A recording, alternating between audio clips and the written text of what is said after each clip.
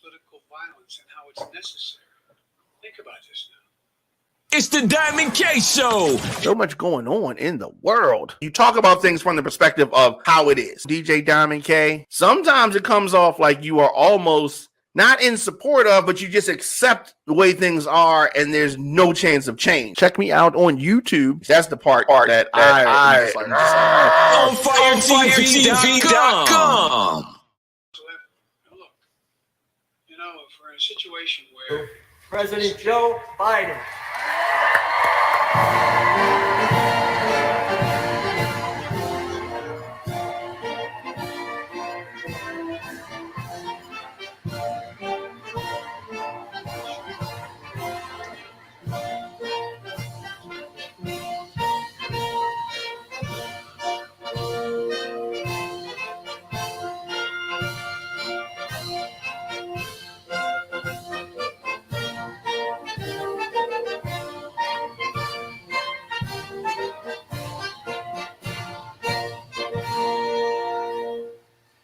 Mr. Mayor, thank you. Wait.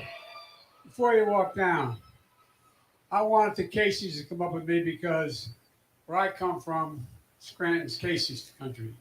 We got raised in the same neighborhood in Greenridge, not far from two of the best little candy shops in the whole country. And I just wanted to they can't deny me. That's why I wanted them up here. I want them to know. And by the way, this guy has more integrity in his little finger than most people have in their whole body. That's why I love working with him. And like me, he married way up. Thank you very much. Appreciate it.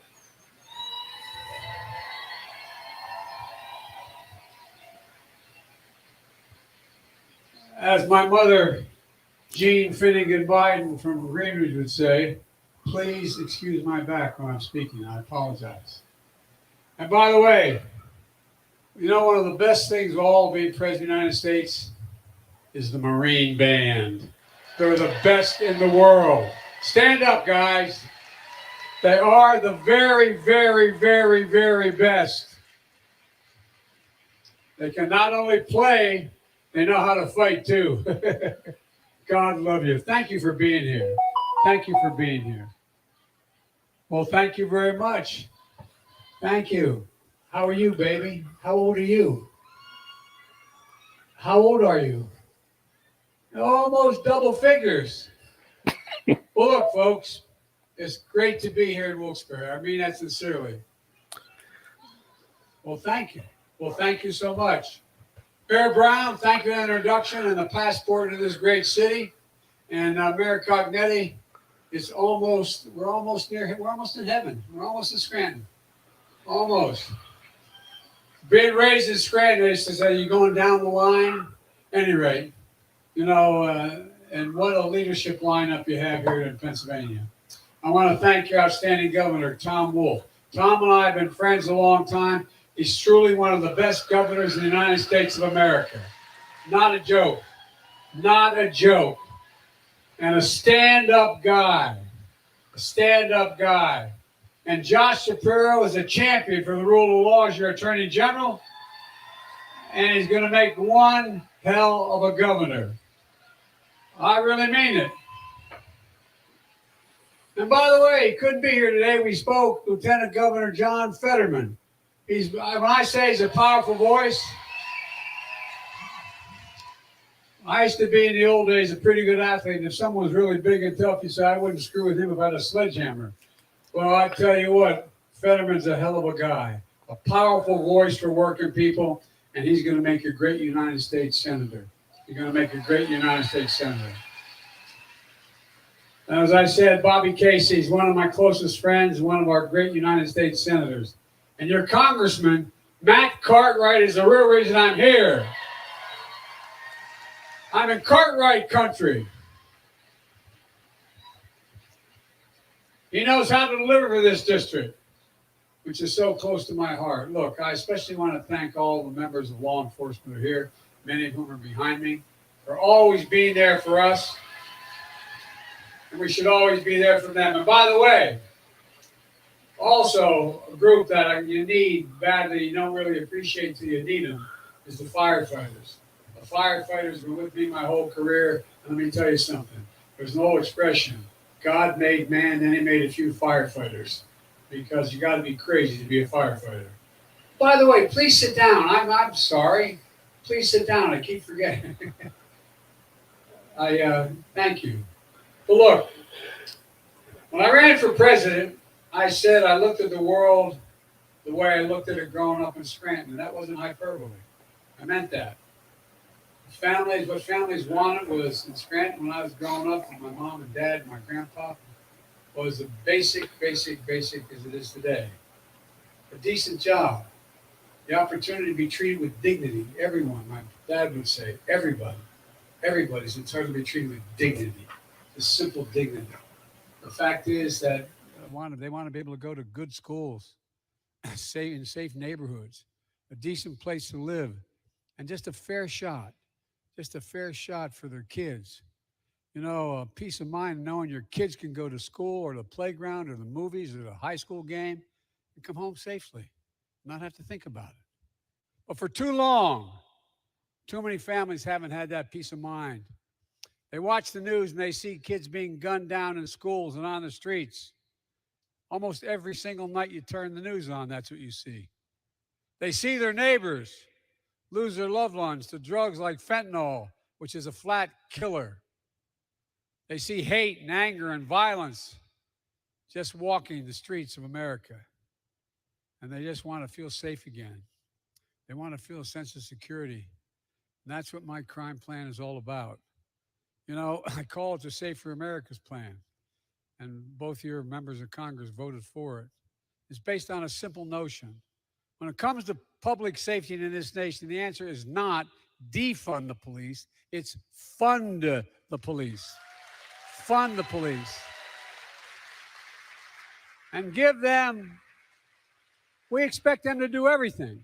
We expect them to protect us, to be psychologists, and to be sociologists. I mean, we expect you to do everything. I'm not joking.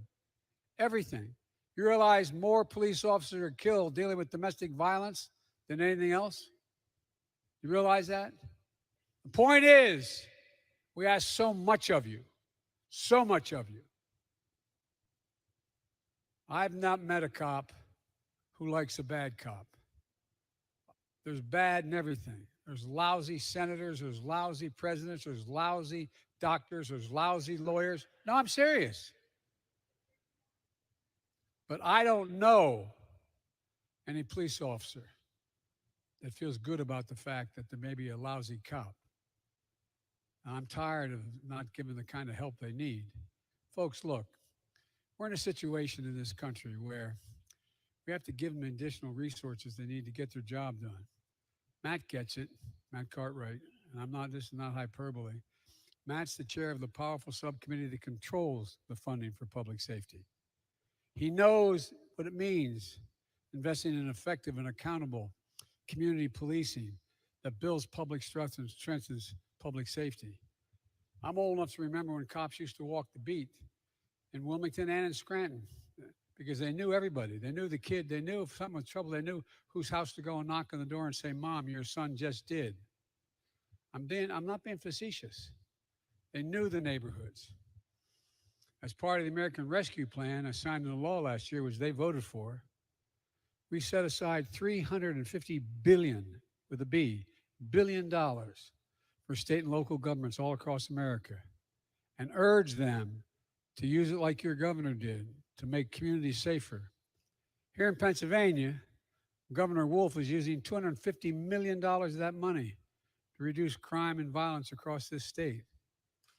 And Mayor Brown just described how it's helping fund community policing here in Wilkes-Barre. But guess what? Every single Republican member of Congress, every single one in this state, every single one voted against the support for law enforcement. They talk about how much they love it. They voted against the funding. Flat out. Flat out. Every Republican in the House, every Republican in the Senate, every single one. I know we expect so much from our law enforcement officers, so we need to support them. That's why my crime plan to help communities recruit, hire, and train nationwide more than 100,000 additional officers, accountable officers for community policing. And I mean it. Folks, when it comes to fighting crime, we know it works. Officers on the street who know the neighborhood, not a joke, who know the neighborhood, who know the families they're protecting, who get the training they need to be able to do their jobs well, who work to earn the community's trust. And as we hire more police officers, there should be more training, more help, and more accountability. Without public trust, law enforcement can't do its job serving and protecting all the communities. If I can just interject for a moment, my deceased son, Bo, he was the Attorney General of the state of Delaware. And what he used to do is go down in the east side, what called the Bucket, highest crime rate in the country. There's a place where I was the only white guy that worked as a lifeguard down in that area, the east side. And you know you can always tell where the best basketball in the state is, and the best basketball in the city is. It's where everybody shows up. He'd go down and hang out and sit on a bench with my grandson, who's now 17 years old. And the police used to be in the car, the local city police. And he'd walk up and bang on the window. Say, get out of the car, damn it, meet these people. Let them see you. Let them know you. Let them know who you are. Well, the truth was, remember what happened to community policing? We went from having enough cops on the street to cities doing well and then deciding they don't need more police officers. So they reduced the police forces. So you didn't have 2 cops in every vehicle. You had 1 cop in every vehicle. And I don't blame 1 cop for not getting out in some certain neighborhoods, not getting out of the car.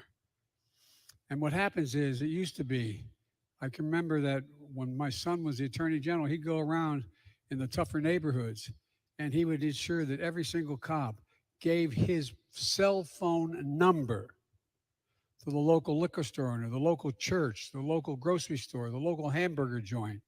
So if there's a problem, they pick up the phone and call. Because what do people not want to do in tough neighborhoods? They don't want to be the one identified as turning so-and-so in. I remember going on the east side in Wilmington, and one of those old Victorian 2-3-story apartment buildings, and going up to see a woman whose name she's passed away, but won't mention her name now. And stand in that rotunda, that part that stuck out around the building. And she'd say, Joey, I know what's going on. They all planned it downstairs. I can hear them, but I'm afraid to tell anybody. The gangs. And so I got her so that I got a phone number for the local cops. She'd call. They promised not to identify her because they knew there'd be retribution. And the crime rate began to drop for real, not a joke. You got to know people.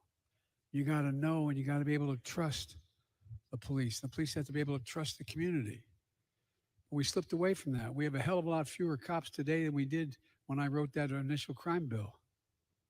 But now we got to get back to it. And by the way, I'm not making the case there aren't bad cops. There's some really lousy cops. There's some really lousy doctors. There's really lousy lawyers. I mean it. But here's the point. As we've seen too often, public trust is frayed and is broken. And it undermines public safety when it gets frayed. It literally undermines safety. Families across the country have to ask, why in this nation, for example, so many Black Americans wake up knowing they could lose their life just by living their lives? You come from neighborhoods like I come from and down in Delaware, if you have a 16 or 17-year-old son and he gets a driver's license, you sit down and say, look, if you get stopped, put your hands on the wheel. Don't do anything. I'm being serious. I'm being serious. But here's the point. Simply jogging, sleeping on their homes. You know, they made headlines or not, they have a lot of lost souls. Increased trust makes policing more effective, and it strengthens public safety. And the communities, by the way, that want the police more than any other community, are the tough, poor communities. Black, white, immigrants. They need the help. They want the help. It's not they don't want it. They want the help. Without that, victims don't call for help. Witnesses don't step forward. Crimes go unsolved. Justice isn't served. I took executive action, which I'm allowed to do as president. I always admired governors can take executive action. But all kidding aside, to make some of these reforms for federal officers, I couldn't do it for state officers. One, no federal officer is allowed to use a chokehold. No federal officer can there's restricted no-knock warrants. We created a national database for officers who have misbehaved and been held accountable so they can't hide. My plan will help make sure that state and local governments adopt these same reforms. My plan does something else really important. It addresses the opioid epidemic. Notice how many people are dying of opioid overdoses now? And by the way, laced with fentanyl? Attorney General Shapiro can tell you more about that you never want to know for a fact, for real. He's been such a strong leader on this, but we're going to impose tougher penalties for deadly fentanyl trafficking. That's poisoning communities across this country. This is a key part of the unity agenda I'm announcing that I announced in my State of the Union address. We can do this. We have to do this. We'll make America safer. My plan also takes common sense action to reduce gun violence and violence overall. The bills and the progress we made this summer when I signed into law the Bipartisan Safer Communities Act, the most significant gun safety law we passed in 30 years. It took 30 years.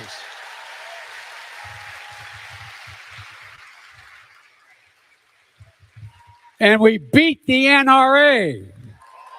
We took them on and we beat the NRA straight up. You have no idea how intimidating they are to elected officials. The NRA was against it, which means the vast majority of Republicans in Congress couldn't even stand up and vote for it because they're afraid of the NRA.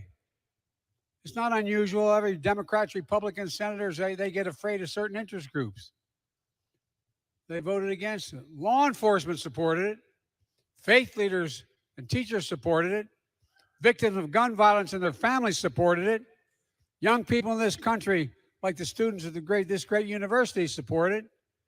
And the NRA and the vast majority of congressional Republicans voted against it, saving lives and keeping America safe. But guess what? We took on the NRA and we're going to take them on again, and we won, and we will win again. But we're not stopping here. I'm determined to ban assault weapons in this country. Determined. I did it once before, and I'll do it again. For many of you home, I want to be clear. It's not about taking away anybody's guns. In fact, we should be treating responsible gun owners as examples how every gun owner should behave. I have 2 shotguns at home. It's a long story, but I'm not opposed to guns. But I support the Second Amendment, and I support the Second Amendment. But the Second Amendment, as one of the most conservative justices in history, Justice Scalia once wrote, quote, like most rights, the rights granted by the Second Amendment are not unlimited. They're not unlimited. Right now, you can't go out and buy an automatic weapon. You can't go out and buy a cannon. And for those brave right-wing Americans who say it's all about keeping America's independent and safe, if you want to fight against the country, you need an F-15. You need something a little more than a gun. No, I'm not joking. Think about this. Think about the rationale that's used to provide this. And who are they shooting at? Shooting at these guys behind me. Folks, look. I went to every major school shooting in the country since I was a chairman of the Judiciary Committee all the way through as vice president and president. Over 48,000 people died from gunshot wounds in 2021 in the United States of America. Over 26,000 by suicide. When guns are the number one killer, listen to this now, the guns are the number one killer of children in America, of children, and number one, more children die from guns than active duty police and active duty military personnel combined. Hear that again? More children in America die from guns than active duty police and active duty military in the United States combined. We have to act. We have to act for those families in Buffalo, Uvalde, Newtown, El Paso, Parkland, Charleston, Las Vegas, Orlando. I've been to every one of those sites. Sit down with those parents. I spent 4 hours last time. Met with every single one of the parents and families that lost someone. See the looks in their faces. Think about it. Think about the devastation that's occurred.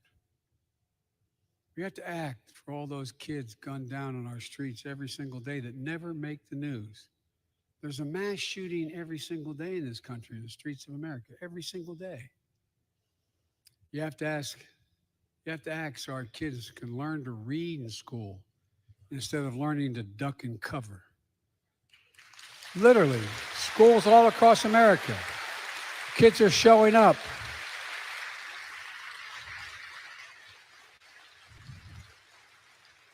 The psychological damage done to our kids, not just COVID, but COVID, what it's impacted, how it's impacted us. And on top of that, a child going to school, children see this on television. You know, we're living in a country awash with weapons of war. Weapons that weren't designed to hunt or designed to take on an enemy. That's what they were designed to do. For God's sake, what's the rationale for these weapons outside of a war zone? They inflict severe damage. When I was recently in Uvalde, I almost hesitate to say to some of the kids in here, you know what some of the parents had to do? Supply DNA.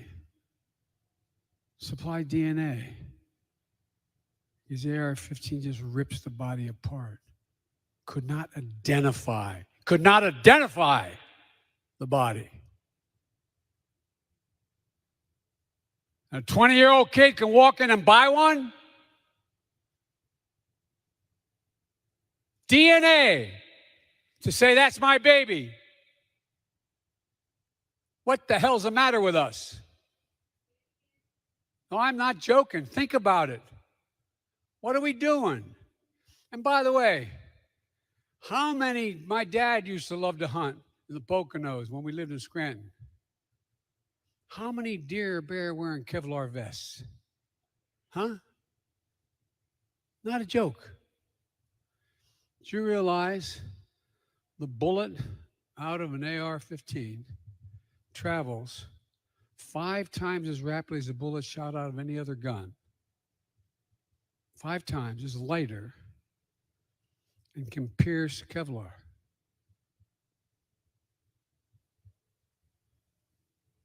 Imagine being a parent, not just losing a child, but not being able to physically identify the child or the adult because they've literally been blown apart. We equip our service members with the most lethal weapons on earth to protect all of us, protect Americans. But we require them to receive significant training, extensive background checks, mental health assessments. They have to learn how to lock up and store their weapons responsibly or they get kicked out. But we let any stranger, an 18-year-old, walk in, a 20-year-old, and buy an AR-15. That's why back in 1994, I took on the NRA and passed the assault weapons ban. For 10 years, mass shootings were down. 10 years in a row since I passed that legislation in 1994 as a senator.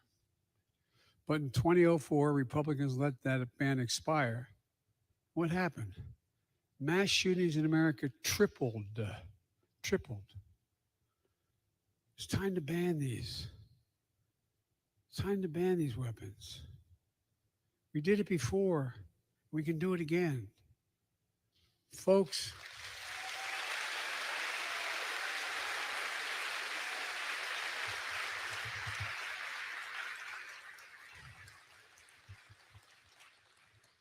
Time to hold every elected official's feet to the fire and ask them, are you for banning assault weapons, yes or no? Ask them. If the answer is no, vote against them.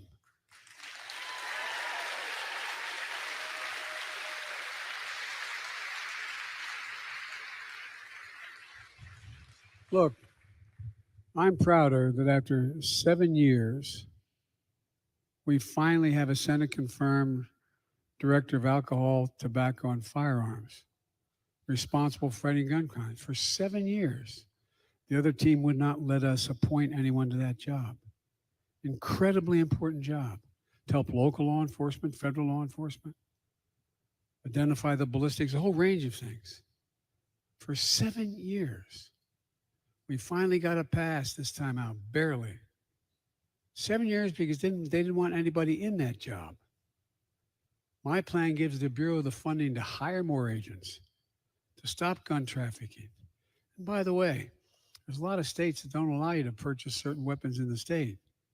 They just cross the state line and go buy it next door, bring it across the state line.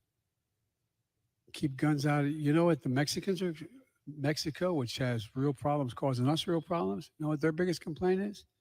Can't we stop gun trafficking across the southern border into Mexico? There are certain gun dealers that are basically not gun dealers, they're wholesalers, providing the weapons to anybody who have the money. Folks, look, we can help local law enforcement.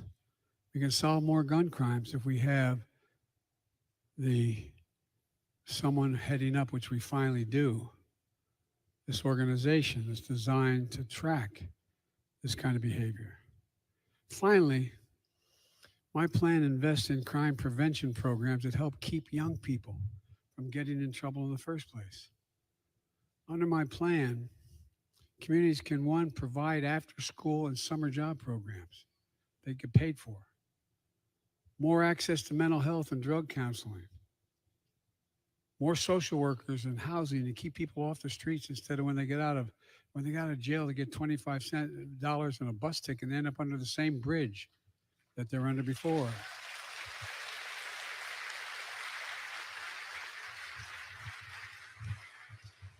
This will help prevent crime, get young people to pick up paychecks instead of a pistol.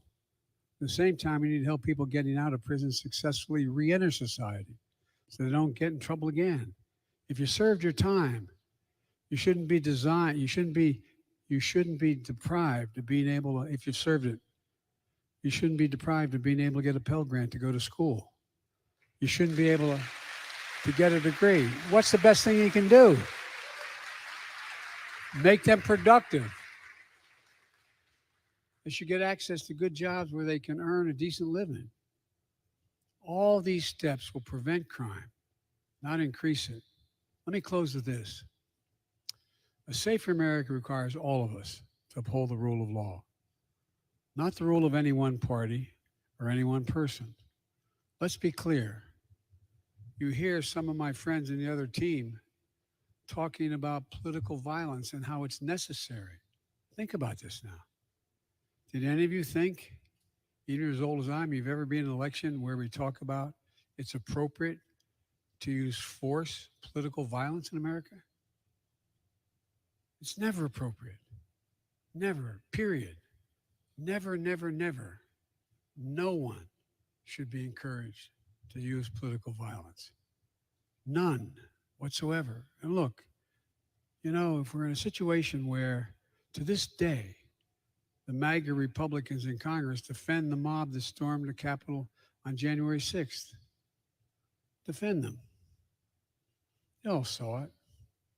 I don't care how frustrated you are. You know, when I showed up, one of the things I learned as president, even though I'd been vice president for 8 years and done a great deal of the foreign policy for the administration, I showed up at a meeting of the major democracies called the G7. And I sat down. It was in England. And I sat down for this 3-day conference and I said, America's back. And Macron, president of France, turned to me and said, for how long? For how long? They made a discussion with Schmidt and all that. I mean, just for how long? And one of them said to me, imagine, Joe, if you turned on the television in Washington, D.C., and saw a mob of 1,000 people storming down the hallways of the parliament, breaking down the doors, trying to overturn an outcome of election, and killing several police officers in the meantime. Imagine what you'd think. Think about what the world saw. Not what we saw, what the world saw. Do you ever think the United States that would happen? What I find even more incredible is the defense of it. Cops attacked and assaulted, speared with flagpoles, sprayed with mace, stomped on, dragged, brutalized. Police lost their lives as a result of that day. Police lost their lives. One of the officers said it was worse than anything he had experienced in war in Iraq. So let me say this to my MAGA Republican friends in Congress. Don't tell me you support law enforcement if you won't condemn what happened on the 6th. Don't tell me.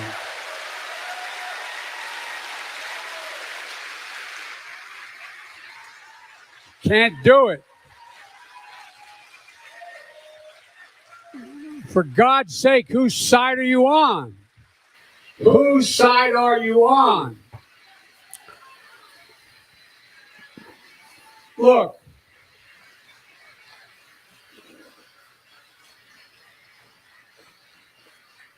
you're either on the side of a mob or the side of the police. You can't be pro-law enforcement and pro-insurrection. You can't be a party of law and order and call the people who attacked the police on January 6th patriots. You can't do it. What are we teaching our children? It's just that simple. And now it's sickening to see the new attacks on the FBI, threatening the life of law enforcement agents and their families for simply carrying out the law and doing their job. Look, I want to say it as clear as I can. There's no place in this country, no place, for endangering the lives of law enforcement. No place. None, never, period. I'm opposed to defunding the police. I'm also opposed to defunding the FBI. Look, there's no greater responsibility for government than ensuring the safety of our people. Every parent should be able to know when their kid leaves home to go to school or just walk the street, they're going to come home safely. We can do this. We have to do this. We just need to remember who we are. We are the United States of America.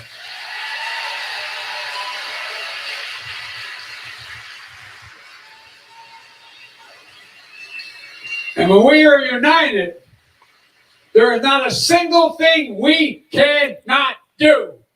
Not a single thing. I mean it. So, folks, let's remember who in God's name we are. I really mean it. What our values are. What we believe. We the people. That's how our Constitution starts, the Declaration. We the people. It's who we are. And by the way, no one expects politics to be a patty cake. They sometimes get mean as hell. But the idea, you turn on the television and see senior senators and congressmen saying, if such and such happens, there'll be blood in the street. Where the hell are we? Well, that's all I'm looking for. And folks, do me a favor. Presumptuous of me to say that. But think about doing me a favor. Please, please, elect the Attorney General of the Senate.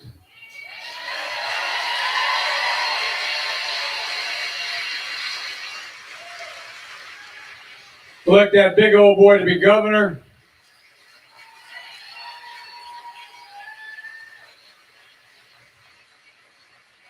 And by the way, There are a lot of really, and I mean this, I'm not being solicitous. Remember what used to be the criticism of Biden when I was running? Biden's too bipartisan. Biden has too many Republican friends. There's a lot of Republicans I've worked with for all the years in the Senate. I got a lot done. We respected each other. When we disagreed on principle. We then went and had lunch together. Not a joke. What in God's name has happened to that in the United States of America? So, folks, let's bring it back. We can do this. God bless you all, and may God protect our troops. Thank you, thank you, thank you. That was President Joe Biden talking about a lot of stuff. He's making the rounds. He's making the rounds, and this is to be expected. So he rallied today against what he calls the MAGA Republicans. The MAGA Republicans, the ones who have refused to condemn the attack, the assault on the Capitol. Believe it or not, there are some who defend that behavior, and we know that those are the Trump supporters. And of course, after attacking the Capitol, after the insurrection, the treasonous behavior, they're also targeting the FBI. So he tried to portray Democrats as the true pro-law enforcement party ahead of the November midterms. Oh, yeah, it's coming up. You might as well say it's September. Midterms are just around the corner. President Biden, in his remarks, initially billed as a crime prevention speech. Biden seized on comments from allies of former President Trump, those who have called for the defunding of the FBI after they executed a search warrant at Trump's Florida residence. It's ironic. You know, it's almost like live by the FBI, die by the FBI, right? If it wasn't for the FBI doing what they did ahead of the 2016 election, Trump would have never been elected. You remember when former FBI Director James Comey came out and said that Hillary Clinton was under investigation right before the election? Oh, Republicans, they loved the FBI then. Oh, the FBI is great then. But when the same branch, when the same law enforcement group now turns their sights on Donald Trump for his illegal activity, oh, now the FBI is bad. I mean, that's what they said. If you hold Donald Trump accountable, the folks are mad. Same folks. The same folks that were saying lock Hillary Clinton up. So what did Hillary Clinton do? Hillary Clinton had a server, and they said that some classified files, some classified documents were on her server and her emails. Okay. It is no equivalent to what they pulled from Trump's house. No equivalent. It's a false equivalency. Like the documents that Trump had, and they still say he has more. Still says that he has more. Oh, and we talked about that. That's really what lost Hillary Clinton the election. We talked about that incessantly for years and years and years. Right? For years and years. But these MAGA Republicans, that's what the president calls them, these Trump supporters, they not only don't want you to hold Donald Trump accountable, not only that, they just keep moving the goalposts. First they said bring the search warrant out, bring the affidavit out, everything. They keep moving it down the line. First, they said, if you just asked him for the documents, he would have given the documents back. Now we see proof that they've been asking Trump for the documents for a long time. Now they're saying something else. Now they're just saying, oh, well, if you hold him accountable, it's going to be blood in the streets. Yeah, the South Carolina politician said that. And, you know, he talks out of both sides of his neck because there's also footage of him talking about how he doesn't rock with Donald Trump and calling him all kinds of names. Now, because it is in his interest to kiss the ring, oh, he's kissing the ring. Lindsey Graham. So this was supposed to be, was initially billed as a crime prevention speech. And he talked about crime, the president. Talked about the crime. So the FBI executes a search warrant at Trump's house after they repeatedly asked, please, Donald, could you please give us the documents that you stole? Could you please give us the top secret documents back? Please, please, please. And he says, no, my documents, I'm keeping them. And his supporters feel like he's being done wrong. You ever notice how he never does anything wrong? Like never? Like ever? Never. Repeated. Right? Oh, I'm delusional. I'm delusional. Okay, yeah. Define delusional. Hillary Clinton killed Seth Rich. Okay. Ultra MAGA. All right. So the Ultra MAGA folks call me delusional.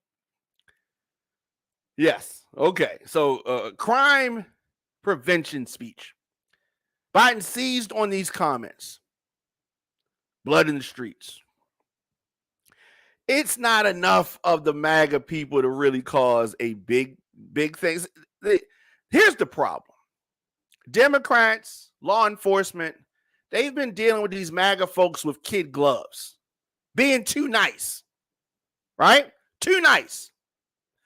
If Black Lives Matter was talking greasy like this, there wouldn't be no kid gloves.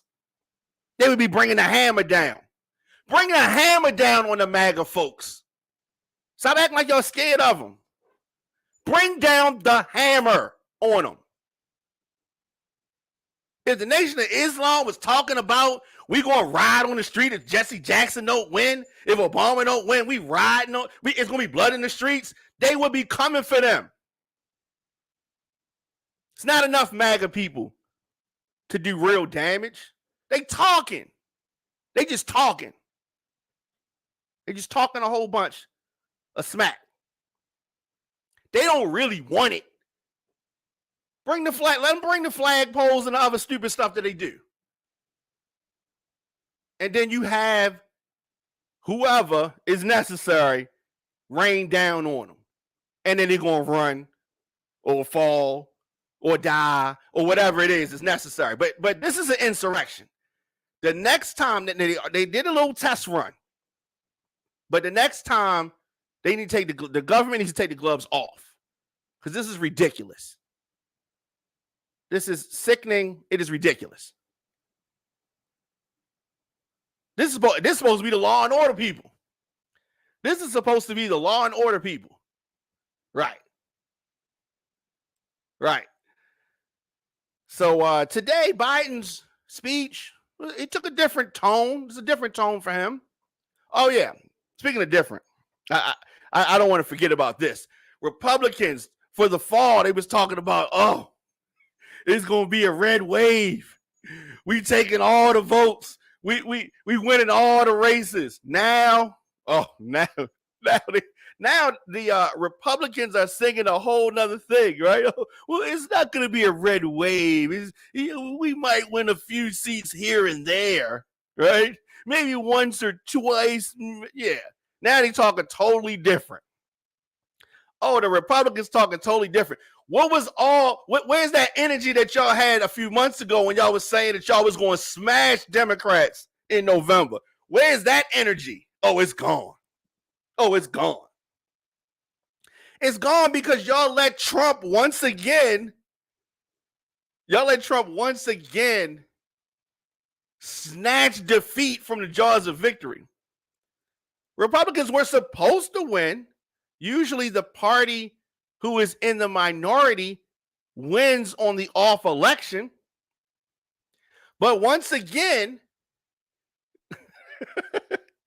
your idiotic leader has found ways to get folks over in the primary who can't win in the general election. What does that mean? Because some folks may not understand.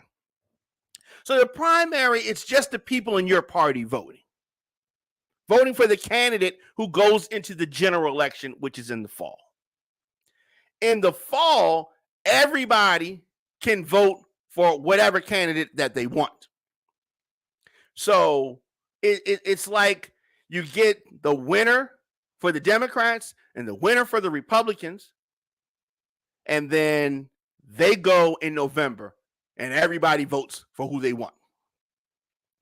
But once again, because Donald Trump has no political sense, he's put people or allowed people to be put in the forefront of the Republican Party in whatever political position they're running for, who's just the most radical. As a Trump supporter said to me, the delusional, right? They're the most delusional. These are the candidates that are running in the general election. The general election is when you are supposed to go to the middle, because you not only have Republicans, but you also have Democrats that are going to be voting, right? So you potentially want a candidate who can appeal to more people. And these Trump Republicans only appeal to the Trump voters. So it doesn't make sense. If Trump lost election to Joe Biden, got smashed by Joe Biden, so much so, Joe Biden smashed Trump so bad, 2 years later, he's still feeling a smack in his face. That's how bad he smashed him. If Trump couldn't win, you know these lackeys can't win. So Republicans are going to be sad, mad, crying, whining for the next 2 years when they lose in November. Oh, I can't wait. I can't wait to hear the excuses. And it's Trump's fault. I don't know who you're going to blame. Maybe they can blame Marilyn Mosby. They blame her for everything else. Maybe it's Marilyn Mosby's fault that the Republicans are going to lose. Oh, because y'all are going to lose. Big Bree, what's going on? So as I said, this is a different track for Joe Biden. He steered clear of, pretty much extensively commenting on any element of the Justice Department's investigation since the feds conducted a search of one of Trump's homes. Biden also called out, without naming him, Senator Lindsey Graham of South Carolina.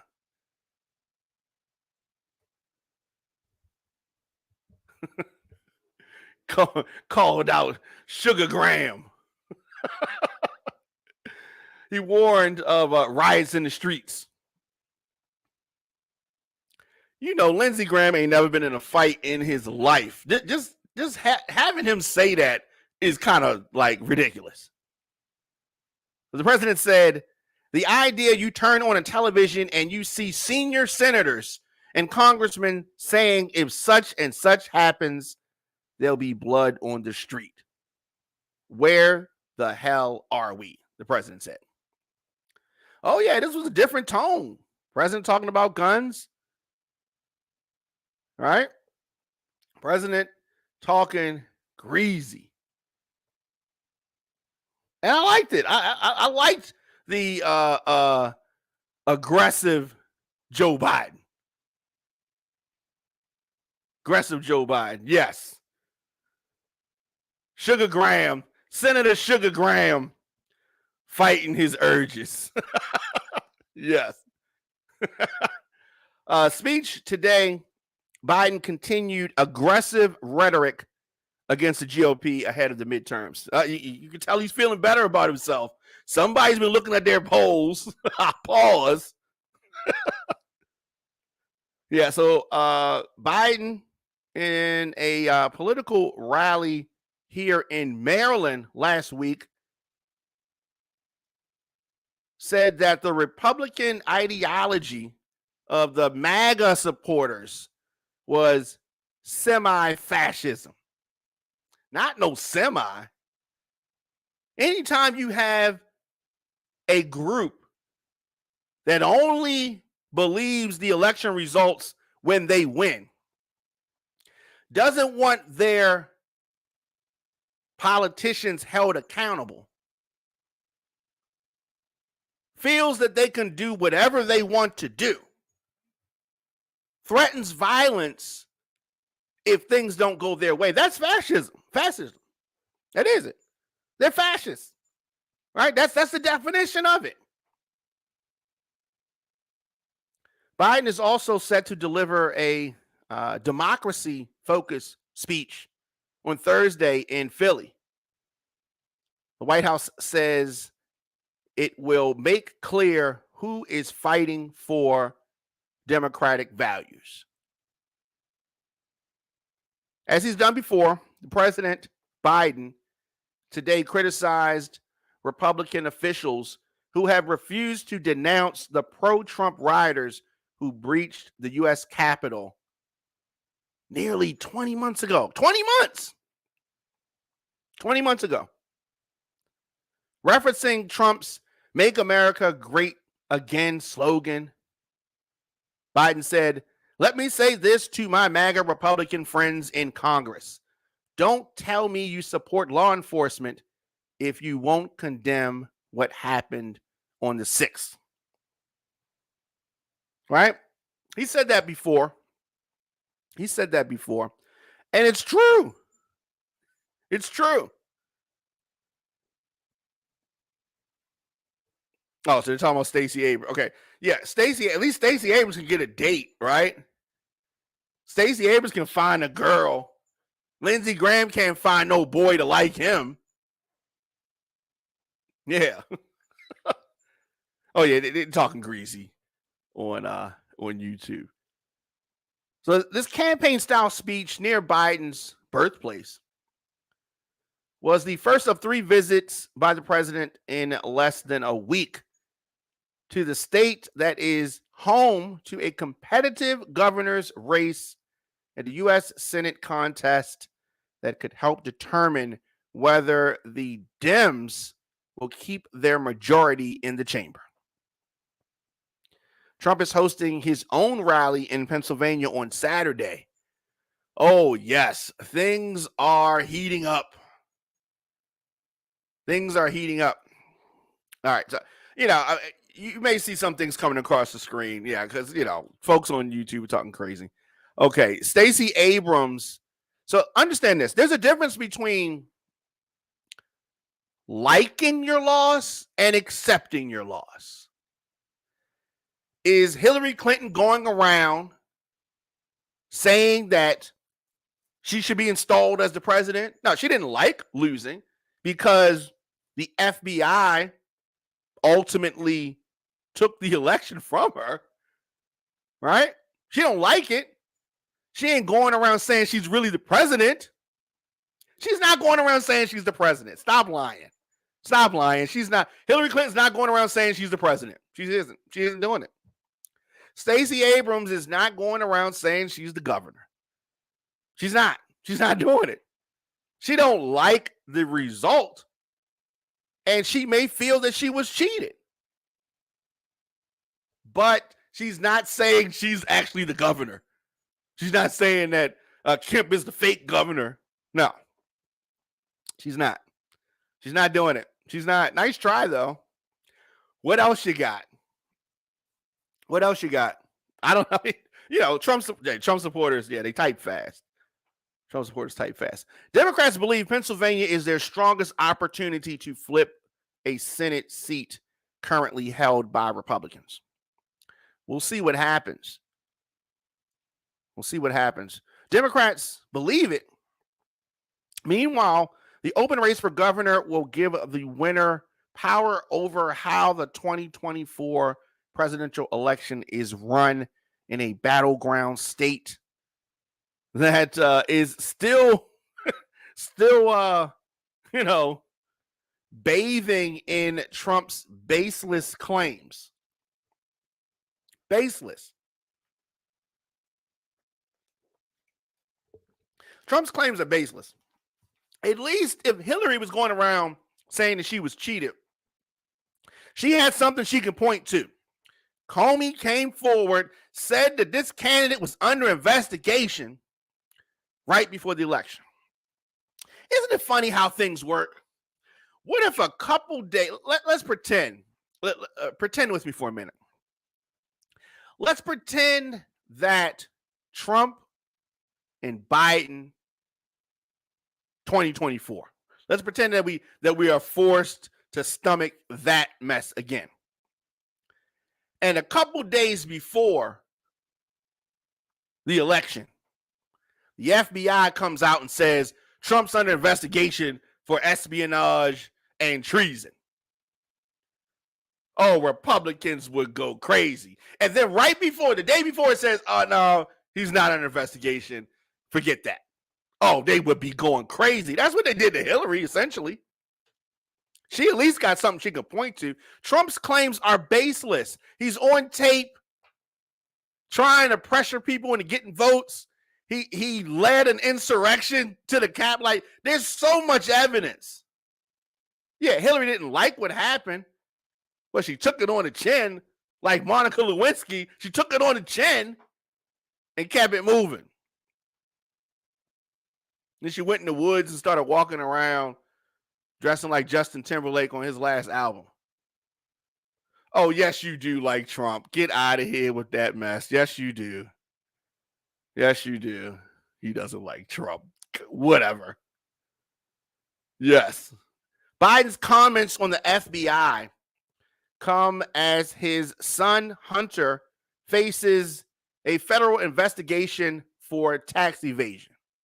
Oh, yes, Republicans are happy about that. He has not faced any charges. He's previously denied wrongdoing. We'll see what happens. But the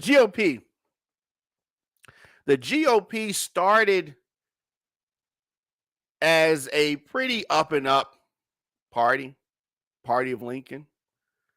But along the way, the Southern Democrats, so during the time of Reconstruction and after Reconstruction in the early 1900s,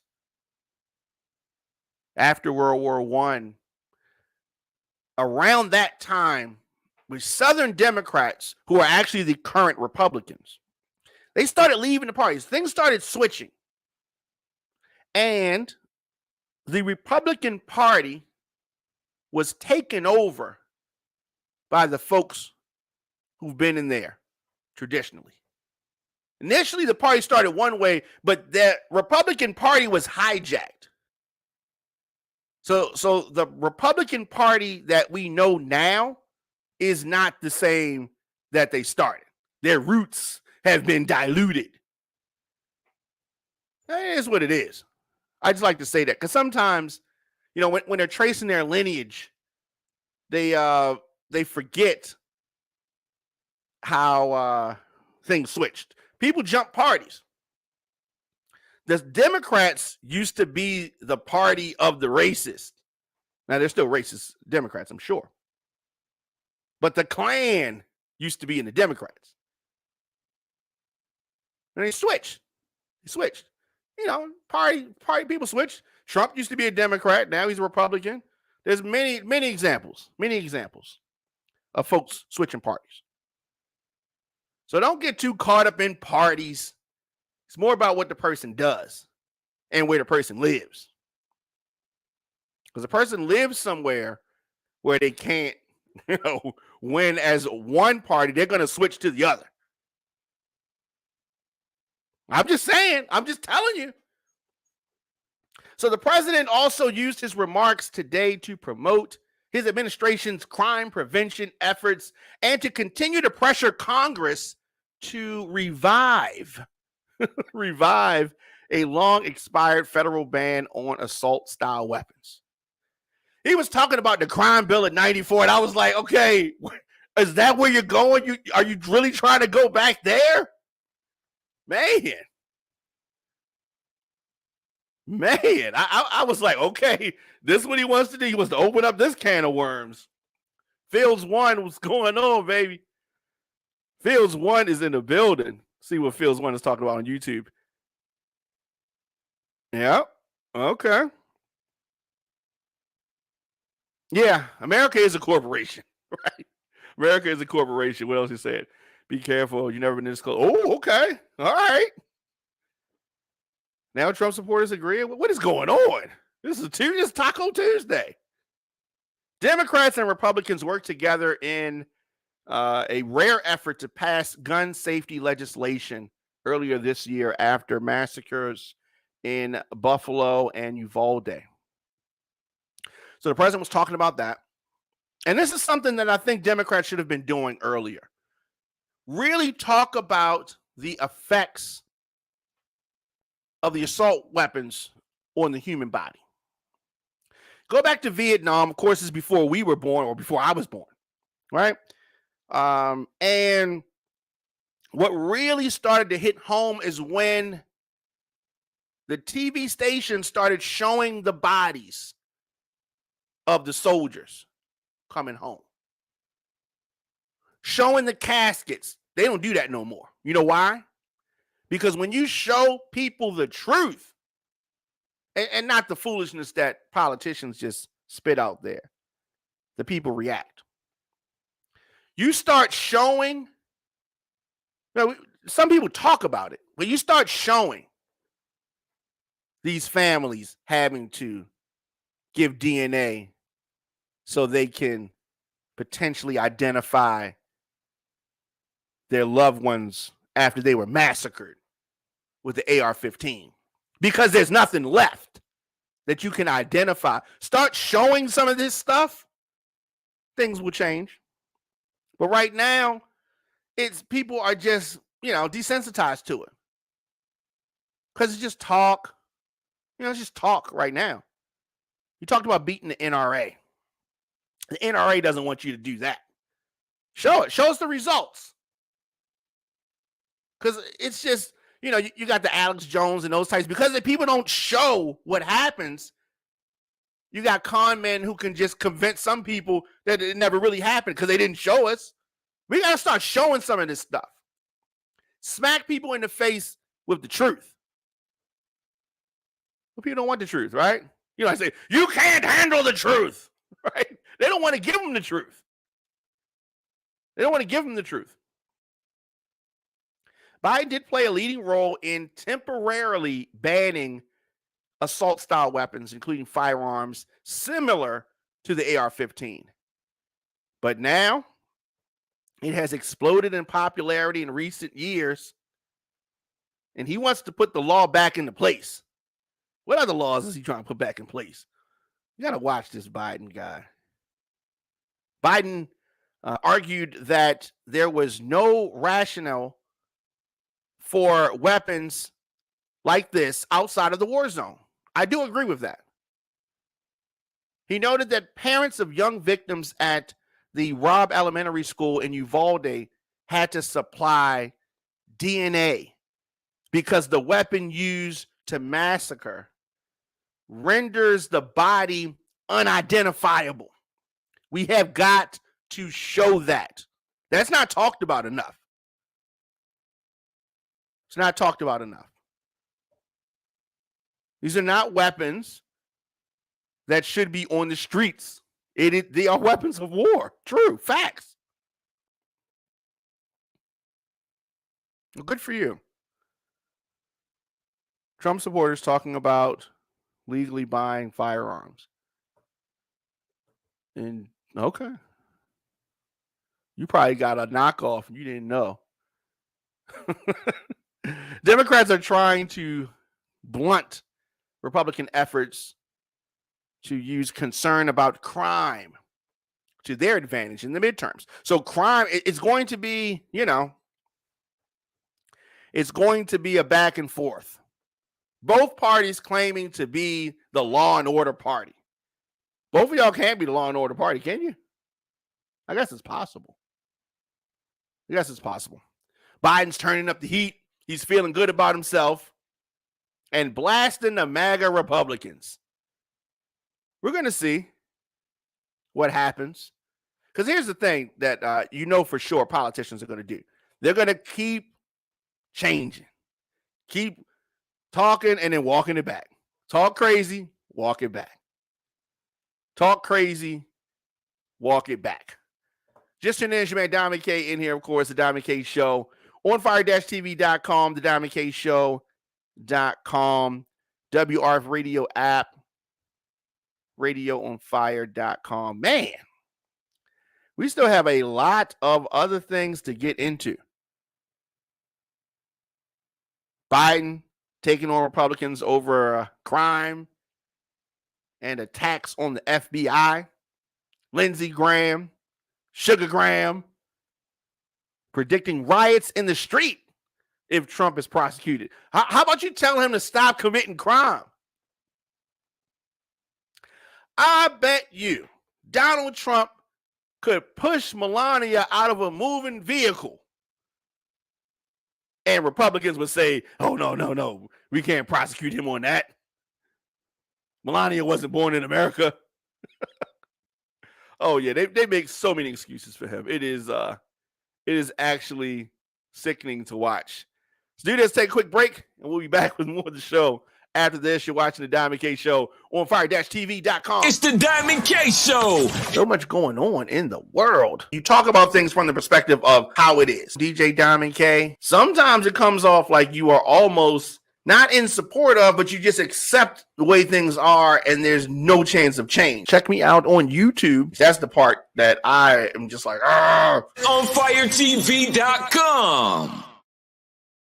And we are back. So in Atlanta, the district attorney is not playing games with nobody.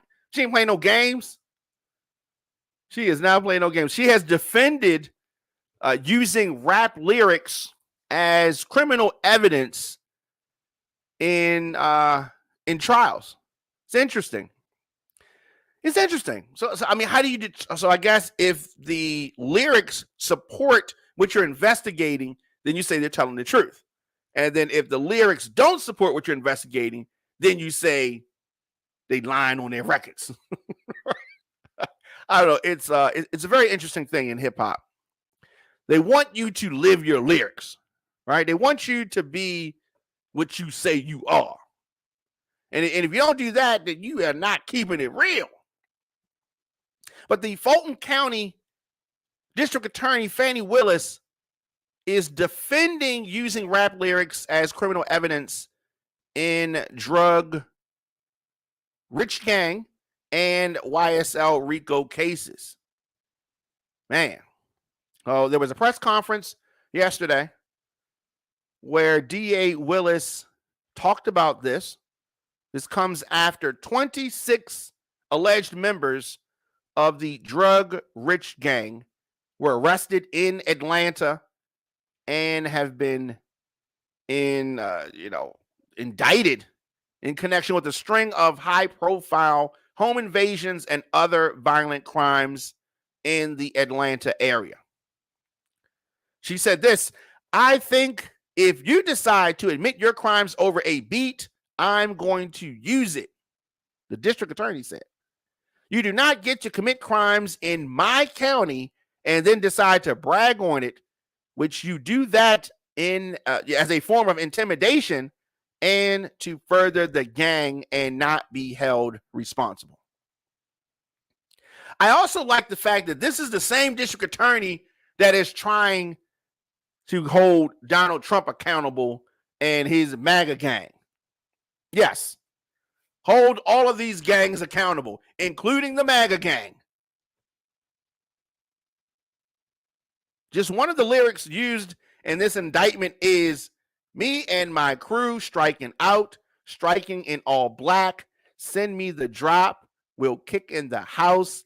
If we steal a car, we're going to take off the tags." Well, they're kicking in doors, committing home invasions, and now I'm using those lyrics that they're admitting to doing that. The DA continued saying that I'm going to continue to do that. She makes no excuses, no apologies for it. What's going on? What's going on? What's going on? Shout out to IG. So she's going to continue to do that. The district attorney in Atlanta, Fulton County to be exact. Yesterday, it was announced that 26 members of the drug-rich gang were arrested and hit with RICO charges, multiple home invasions. Investigators used music videos, rap lyrics, and social media posts to tie members of the gang to the indictment.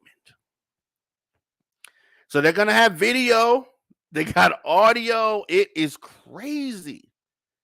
It is crazy. According to the indictment, the gang targeted homes belonging to Mariah Carey, Atlanta Falcons star Calvin Ridley, and Future's baby mama, Brittany Mealy. Man. So these folks are going down. They don't have any supporters like the president, former president does, trying to help them. They just gonna go down. Trump goes down swinging, but Fani Willis is also going after Donald Trump. So we'll see. And they got him on tape saying crazy things. So she's going to use those tapes too. And so Republicans are saying, yeah, lock up these black people. Use those videos and lyrics against them. Use that social media against them. We got Trump on tape too. How you like them apples? How you feel about that? Oh, that's different. They don't want to talk about that. The ex-Soviet leader, Mikhail Gorbachev, passed away. 91. Wow, he's 91 years old. You remember Ray was like, Gorbachev, tear down this wall. Right? He was in charge. And the Soviet Union, you remember that? Soviet Union was back in the day. Nobody remembers. Waged a losing battle. Tried to, salvage the crumbling empire. But produced extraordinary reforms that led to the end of the Cold War. Yep. So, I don't know. It's just he had a long illness. No details really given. But his decline was humiliating. He was humiliated. His power was sapped by an attempted coup against him in 1991. Spent his last months in office watching republic after republic declare independence until he resigned on Christmas in 1991. Soviet Union wrote itself into oblivion a day later. And, so it's, it's sad, of course. Anytime somebody dies, sad. Russians blame him for the 1991 implosion of the Soviet Union. This is part of the reason why the Russians is acting how they acting now. Because this guy lost everything for them. They trying to get it back. Russia was a once fearsome superpower whose territory fractured into 15 separate nations. Soviet Union became disunified. Former allies deserted him and made him the scapegoat for the country's troubles. So Mikhail Gorbachev passing away 91 years old after a long illness. In Baltimore news, Baltimore County Police are investigating after a teen in Towson dies, presumed from drowning. 15-year-old boy in Towson drowned, and over the weekend. So, it's a sad story. Sad story. It appears that he was actually trespassing in someone's pool on Saturday, which resulted in a tragic loss of life. Thoughts and prayers with the family of the deceased. Sad situation there. A man accused of shooting his brother barricaded in South Baltimore. So he barricaded himself in the third floor apartment for several hours before surrendering. There was some kind of dispute between the two brothers. Police called in the SWAT team and negotiators and locked down the nearby Thomas Jefferson Elementary and Middle School. Situation ended peacefully several hours later. Police have not released the suspect's name, saying he is undergoing an evaluation and has not been officially charged. Oh, he will be charged. Court records refer to the police investigation and indicates the brothers arguing about John firing Bobby from his business. Then Bobby returned with a shotgun and shot him. Police say that once the evaluation of the suspect is complete, they will formally charge him.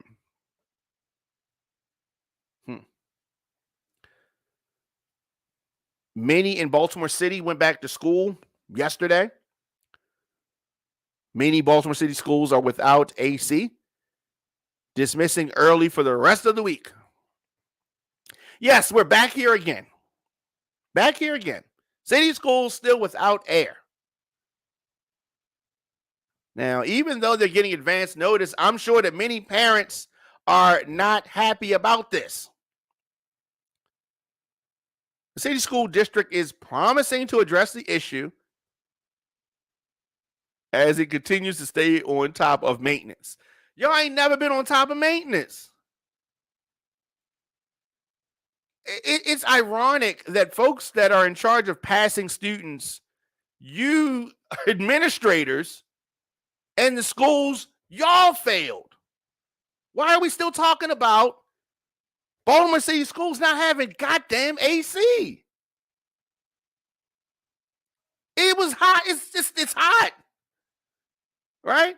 School officials say they're trying to keep the buildings cool in the summer and hot in the winter is an ongoing process.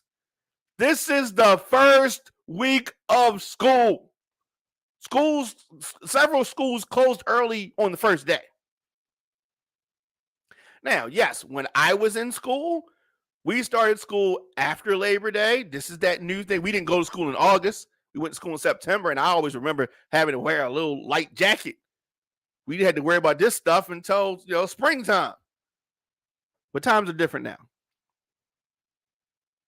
Even though the school system said it has a number of air conditioning and heating projects on the drawing board, you had all summer to do this. Oh, wait. What were you doing when it was virtual learning? Didn't think to work on it then. Wow. This is sad, and disgusting. These are some of the things that we need to hold our elected officials accountable for. Doesn't even make sense. And when you try to give air units, I've tried to give air units. Oh, no. We got something else. We can't take that. We can't use that. I don't understand. Doesn't make sense to me.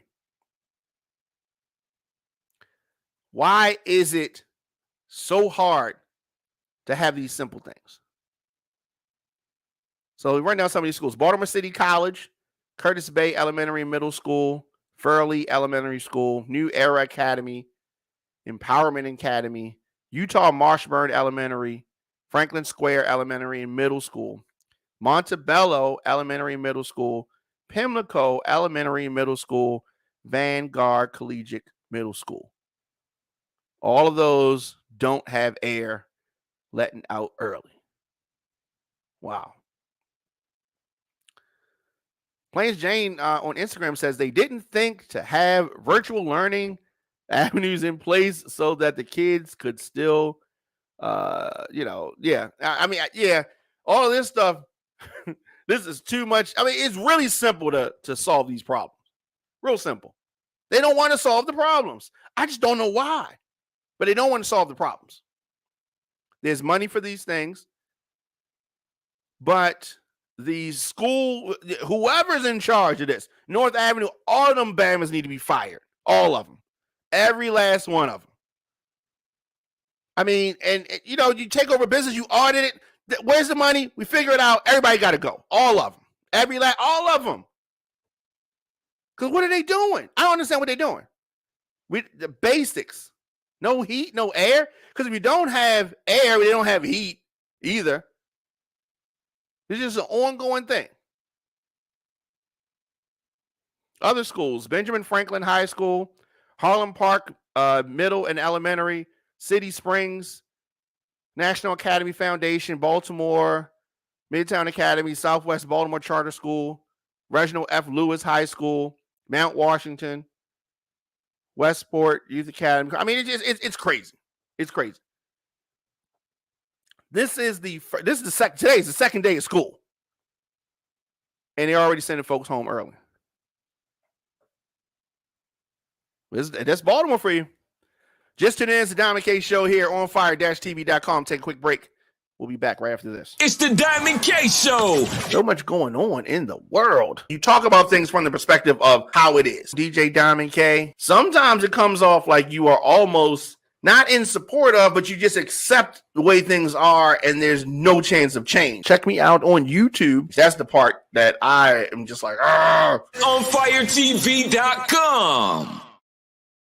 Welcome back to Diamond K Show. Today's broadcast brought to you in part by City View Bar and Grill. City View is a family-friendly casual dining bar and restaurant providing high-quality food and good old-fashioned friendly service. At the City View Bar and Grill, you can live every hour like it's happy hour. The food is mouth-watering. The atmosphere is fun, energetic, and mature.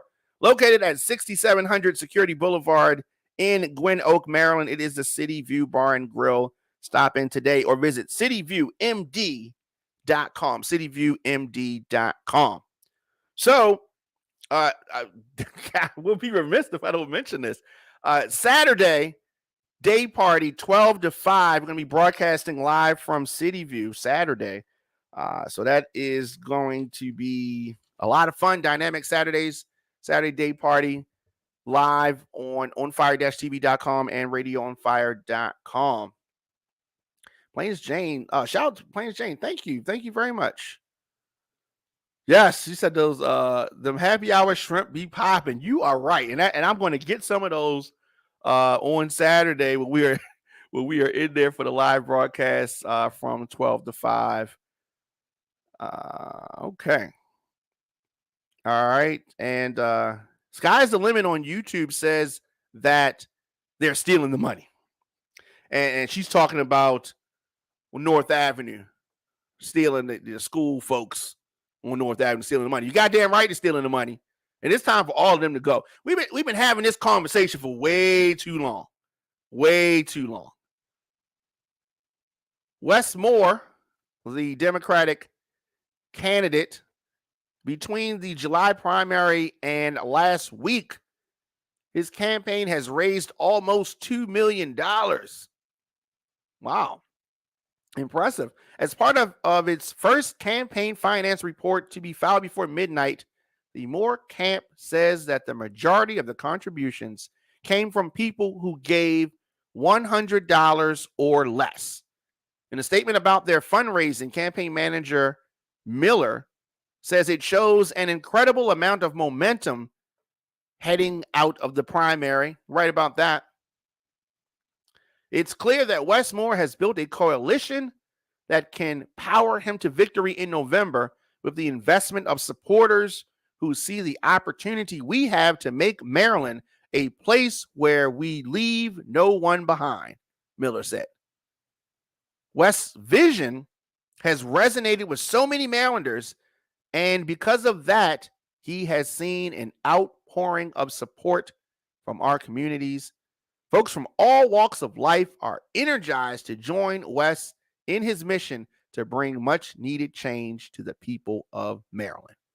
In total, Moore has raised $10.5 million for his campaign. Man, he is rolling. He is rolling. And we talked about it last week. He has declined a debate with his Republican opponent that Morgan State proposed. So Dan Cox is going to Morgan without his opponent being there.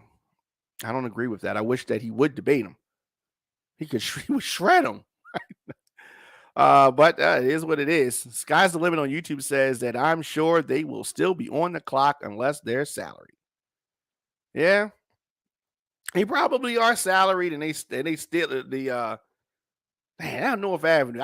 We got to figure something out. We have got to figure something out. So Westmore raising a lot of money. Baltimore Ravens cut the roster to 53 players. Baltimore Ravens today trimmed down their roster, and the league's deadline was 4 p.m.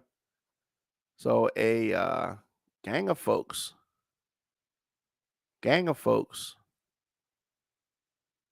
Notables, Tony Jefferson did not make it. Stephen Means, Hayes, Batty. That's interesting. So, quarterback, of course, is Lamar. Tyler Huntley. What's going to happen with Lamar? I'm so nervous. Of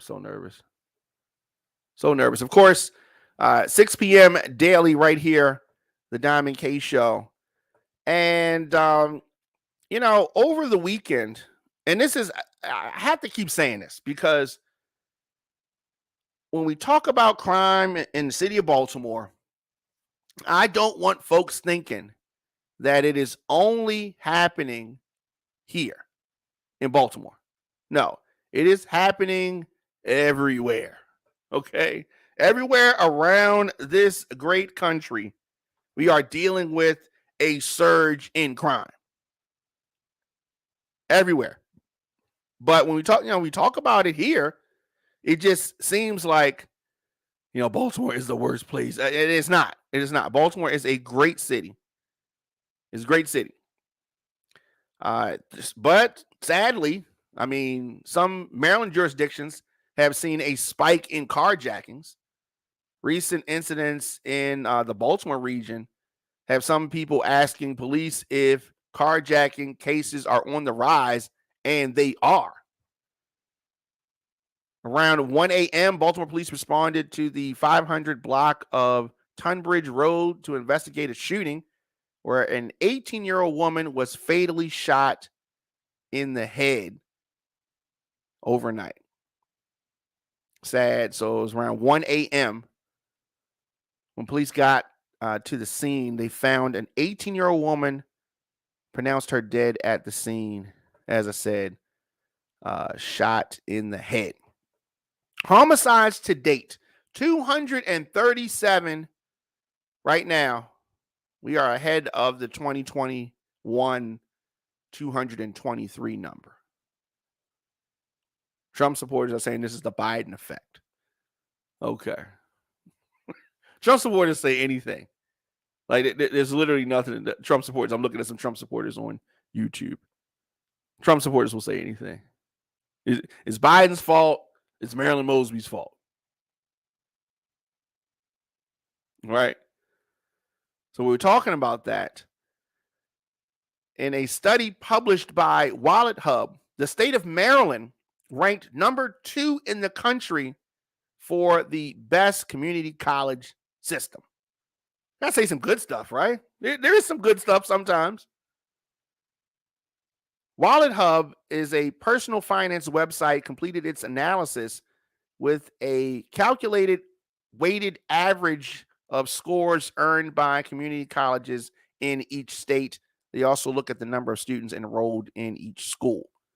So the study took into account the states with at least 2 community colleges present in the sample for the comparing of the results. Maryland moved up 2 spots from last year's ranking. We were ranked number 4 last year. The only state ahead of Maryland in this year's rankings was Connecticut, with the number 1 community college system. Other top community college systems included New Mexico, Washington, and Hawaii. So it's not all bad. We do have great community colleges. So according to some reports. So I guess that's good. That's good, right? Is that something we can hang our hat on? I don't know. I don't even know. I don't even know. 2 teens are facing gun charges after being caught with them in a PG County school. These 2 students facing charges for bringing handguns to Suitland High School in PG County yesterday. So it doesn't always, every bad thing is not just in Baltimore, but that's in Maryland still. Police say around 11 a.m. they served a 16-year-old student an arrest warrant in connection to a carjacking. Investigators say that they found a gun in the teen's waistband during the arrest. Hours later, a school resource officer was told there was a second student with a gun at the school. The officer found the gun inside an 18-year-old's backpack. Both students facing multiple charges. What are they doing? This is crazy. The last place you need to be bringing a gun is to school, fam. They just screwed everything up. The latest Maryland insurrectionist sentenced, Joshua Pruitt, 40 years old, will spend more than 4 years in prison for storming the U.S. Capitol on January the 6th. Pruitt is a Silver Spring man who investigators say came face-to-face with Senator Chuck Schumer as his armed security detail led him to safety. He's lucky he wasn't shot on the spot.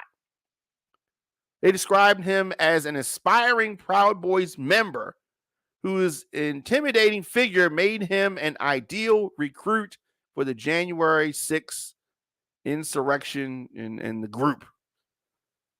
So, more than 4 years in prison. He'll be gone for a minute. Supporting Trump. See what supporting Trump gets you. Not too much. Remember when Trump was saying he's going to pay your legal fees, stuff like that? He ain't paying nobody legal fees. He don't even pay his own legal fees. He don't even pay his own legal fees. So what are y'all doing? Baltimore City Police acknowledged yesterday crime in the city over the weekend that left 1 person dead and multiple injured here in Baltimore. From Friday through Sunday, Baltimore experienced 7 shooting incidents that resulted in 1 homicide. There were also 15 confirmed robberies in Baltimore. Police say that they made 60 arrests this weekend. 6 warrants were also issued. And I talked about that homicide number. We have 13 more homicides than same time last year. City has also experienced 501 non-fatal shootings, 54 more than the same time in 2021. We have got to turn the temperature down. We've got to turn the temperature down.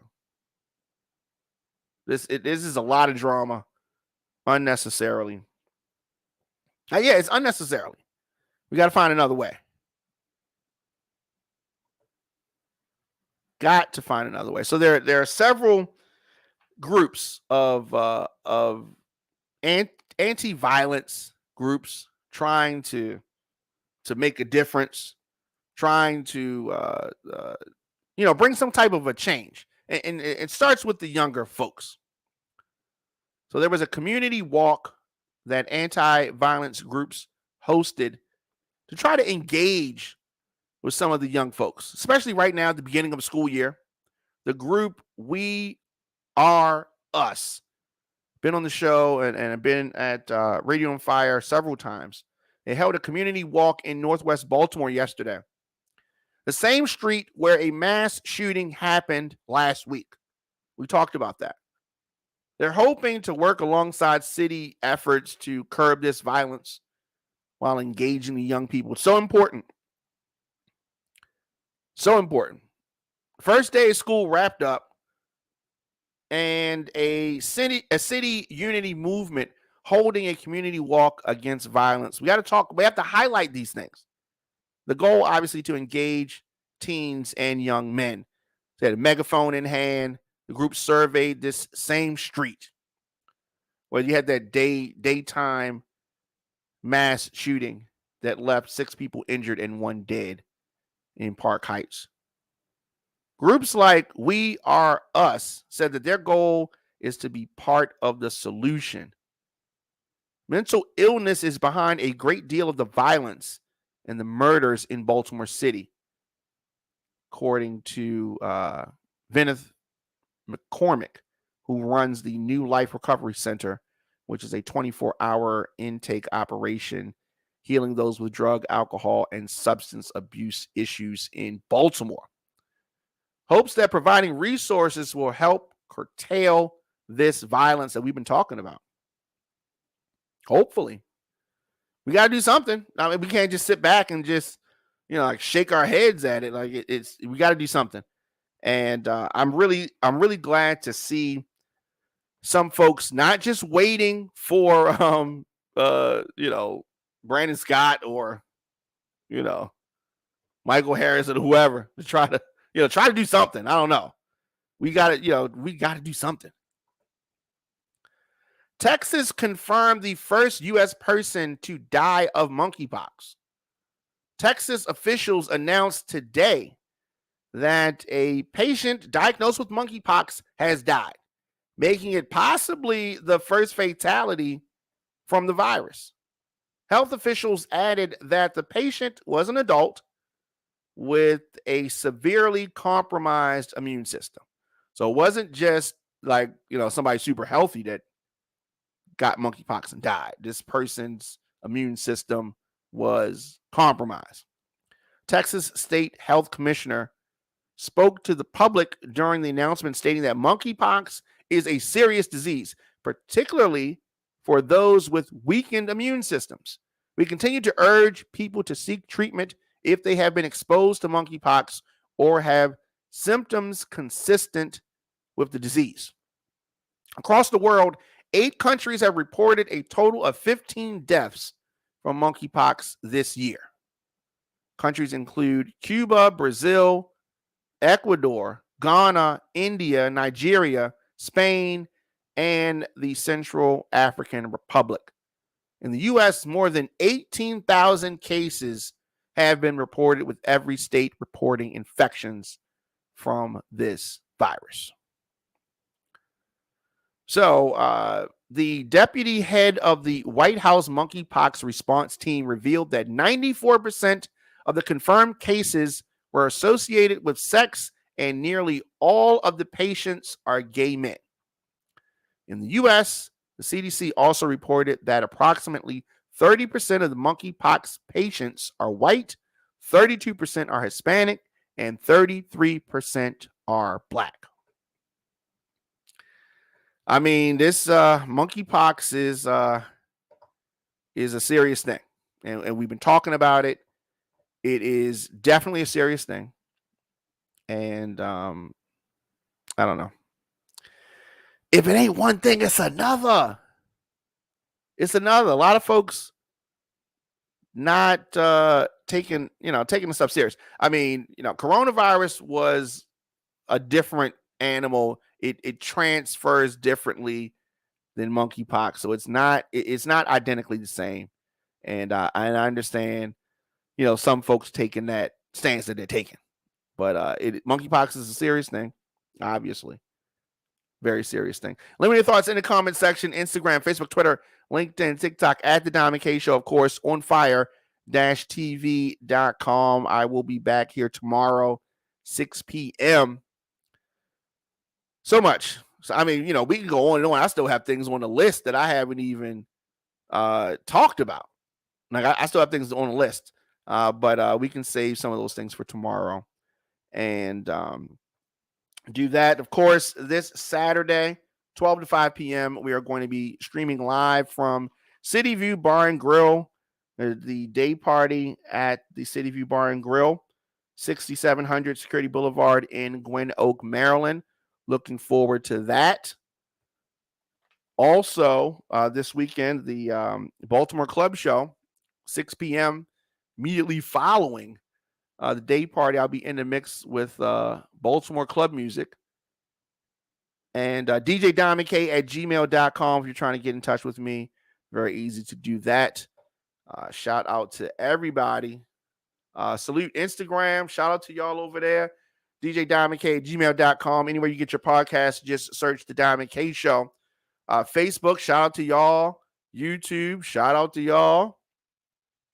And I will be back here tomorrow. It's The Diamond K Show. So much going on in the world. You talk about things from the perspective of how it is. DJ Diamond K, sometimes it comes off like you are almost not in support of, but you just accept the way things are and there's no chance of change. Check me out on YouTube. That's the part that I am just like, On firetv.com.